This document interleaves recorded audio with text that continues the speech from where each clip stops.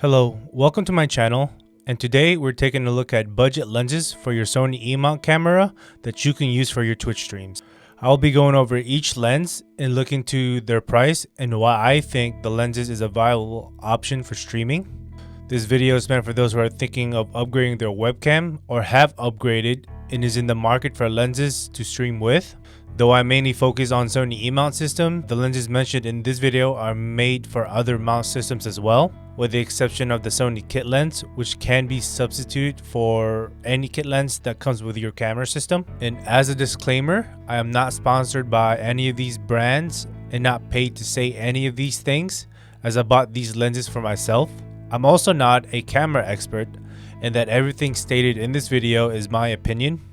I will not be going into great detail about each lens, as there are other videos out there dedicated to going over each spec of the lenses that I'm taking a look at. And do keep in mind that the lenses that we're taking a look at are APS-C lenses and mainly cater to Sony's 6000 series of cameras. So if you have a full frame camera such as the Sony A7 III, the camera will go into Super 35 mode when you attach these lenses.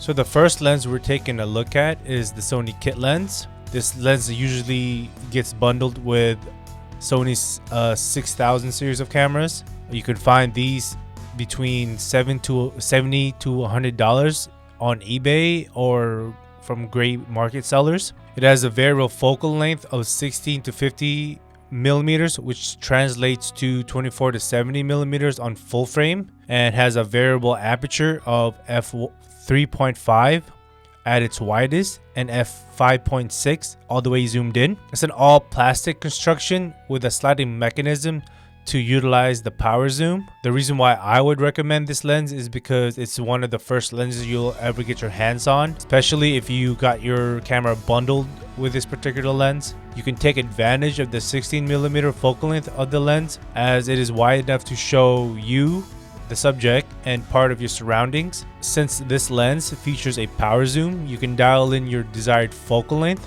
depending on how tight you want your shot to be. Do keep in mind that if you decide to zoom in, the minimum aperture will also change depending on the focal length. So you would probably need to adjust your lights and or ISO to maintain proper exposure. The only con about this lens is its aperture. It doesn't create as much bokeh as the other lenses in this video, and therefore don't have as shallow depth of field. However, overall, this lens is not terrible to use if it's all you have. Though not the sharpest, this lens paired with any Sony mirrorless camera produces a better image quality for your stream than any webcam currently out there. The next lens we have is the Viltrox 23mm f1.4. This lens was released back in mid-2020 for Fuji X mount, Sony E-Mount, and Canon M-Mount. You can find this lens between $279 to $329 depending where you buy it from, making it very affordable for what it is offering. It's an all metal construction, with the lens hood being made of metal as well. It also has a clickless aperture ring, which is a nice addition. It is a prime lens, which means that it has a fixed focal length of 23mm, which equates to about 35mm on full frame. The reason why I would recommend this lens is because at 23mm, I find that it is wide enough to capture just the subject. It also has an f-stop value of f1.4, so you can get really blurred out backgrounds because this lens has a shallow depth of field. You can also lower the ISO on your camera, since stopping down to f1.4 allows in more light, resulting in a cleaner overall image. The only con about this lens is its focal length. Depending on your setup, room size, and desk real estate, this focal length might be too tight. I find that the subject has to be at least 3 feet away from the camera to be in frame. This lens is a great choice if you have the desk real estate to accommodate it and don't mind a tighter shot. The last lens we're taking a look at is the Sigma 16mm DC DN contemporary lens. This lens was released back in 2017 and is available for other mounts such as Canon EF-M mounts and the Micro Four Thirds mount. This is yet another prime lens, so it does have a fixed focal length of 16mm, which is equivalent to 24mm on full frame, and can be stopped down to F1.4. This lens is larger and heavier than the other two we've looked at and is priced at a bit more, being $419. You can probably shop around and look for this particular lens in the used market for around $300.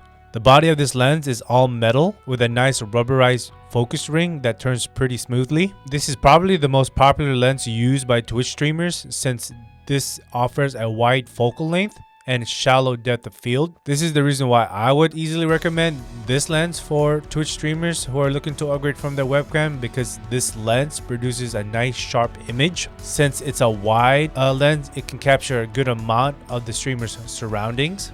I can't find many cons to this lens because it outperforms its price.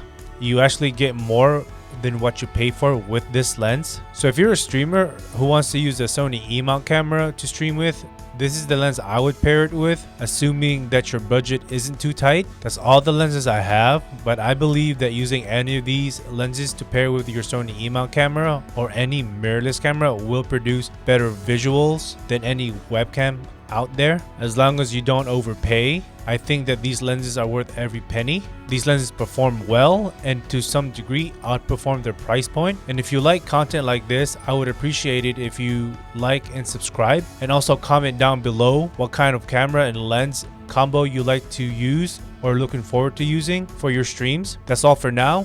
Thanks for watching. Bye.